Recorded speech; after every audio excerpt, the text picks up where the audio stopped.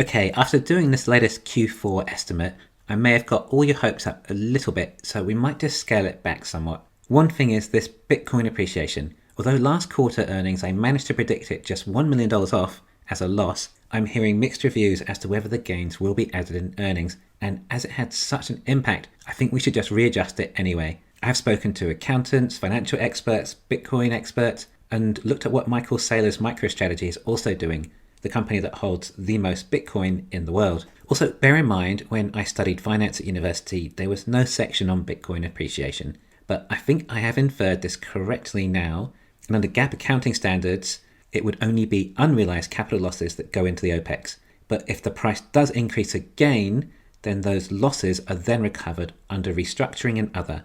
Also, I absolutely hate being wrong about anything, and as a result, anything I say can pretty much always be backed up with data, likely something that Elon has said to us in the past, and if I am ever wrong, I also like to immediately let you know, and sometime even make follow-up videos with retractions, which has actually only happened twice, especially if it's a number I got wrong somewhere. I like creating a brand of reliable, factual information.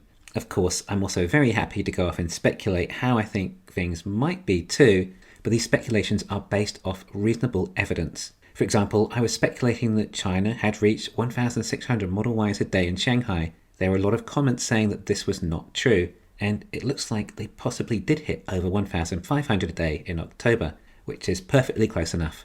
Alright, so firstly, let's make this adjustment to our previous model. Now, despite BTC being such a large addition to the profit, when we remove the excess, then we're still up on a net profit of 120% from last quarter. So if you just purchased call options from what I said in the previous video, then you're probably still in a good position. Now, this gives us a net profit of $2.6 billion. If we scale that annually, then we get to $10.4 billion, approximately the equivalent of a PE ratio of 100 at today's prices. Compare that to the competition like Lucid and Rivian, and Tesla is the bargain of the century. Either that or Rivian and Lucid are the bubble of the century, and I invested through the dot-com bubble. These companies make pets.com look like amazon.com. And remember, I did add a high selling general admin expense in there too, and also remember that a lot of expense Tesla incur is still depreciation and amortization. Well, guess what? One day these new factories and capital equipment will be paid off and depreciated on the books, meaning there'll be less relative OPEX to profit, which means more net profit. It does also mean more tax to pay too. This is a growth company. Tesla is still growing, and their capital for growth affects profit. Why do you think Tesla were making losses for so long, even though they were achieving 25% gross margins on their cars back even a couple of years ago? I still don't think anyone else is anywhere near 25% gross margin on their EVs. And Tesla did this back at a time when the vast majority of consumers didn't realize that EVs were the future, and thus Tesla had less demand and lower prices. There was even a $35,000 version of the Model 3, if you'd believe that. But also, the Standard Range Plus was as low as $36,000, with slightly higher margins. Not to mention having to do this in California of all places, in an old, retrofitted, not purpose-built facility, when compared with custom-built facilities in China, with the vast Chinese manufacturing resources and labour on your doorstep. Yet still, no one else can even get 25% margins, let alone Tesla's now 30% gross margins, and potential to soon increase to over 40%. Alright, so let's trim a little bit more fat off these delivery numbers, starting with Fremont. Let's say that they only achieve 14,000 Model S and X's. I think this is ridiculously low, to be honest. It almost seems silly, but some of you thought that these numbers might have been a bit too high. I really don't want to touch the Model 3. If anything, it's up due to using LFP batteries. But Model Y we can scale back to the same as what it was last quarter, taking Fremont to a total of 121,000. Now for Shanghai, we know they did 54,000 in October, yet September was 56,000. So all this ramping up, even if it was 56,000 they averaged the run rate of September, then that number isn't small either. And September has 30 days. That's 1,866 a day combined Model Ys and Model 3s in Shanghai, which at that rate would be 113,866, plus the 54,000 from October, comes to 168,000. Oh, but downtime too. Well, presumably the September number incurred all equivalent downtime too. We're comparing apples with apples. Yes, there is Christmas time, but the Chinese do not celebrate Christmas like Americans do. In my last model, the realistic, somewhat on the bullish side model, I only had 180,000 anyway. So this is only 12,000 more with the run rate that we had in September, despite the colossal ramp up we saw in October at an average of 2,250 vehicles a day instead of 1,866 in September. I only bring up the September number as a point of comparison. I don't actually believe this is what it will be. In my other Q4 video, I did mention I scaled them down already as I wanted to try and keep it as a realistic base model. So to be honest, I don't really think I can scale back these numbers much anyway. I mean, my video was done on a realistic base for a reason. I'm not the kind of person to make a model just for the sake of it. But okay, maybe there are some unknown unknowns. But like I said in my last video, it was all based ceteris paribus.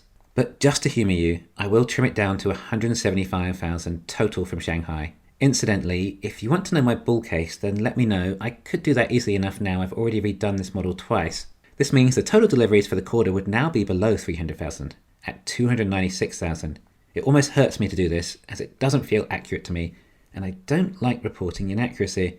As I say, as long as nothing else goes wrong, deliveries should be easily in excess of 300,000 for the quarter. And even if I say so myself, I do have a good track record on these predictions. I've been within 1% every quarter, except last, which was only due to the unexpected Fremont Model 3 downtime with transitioning to LFP, a fairly major event.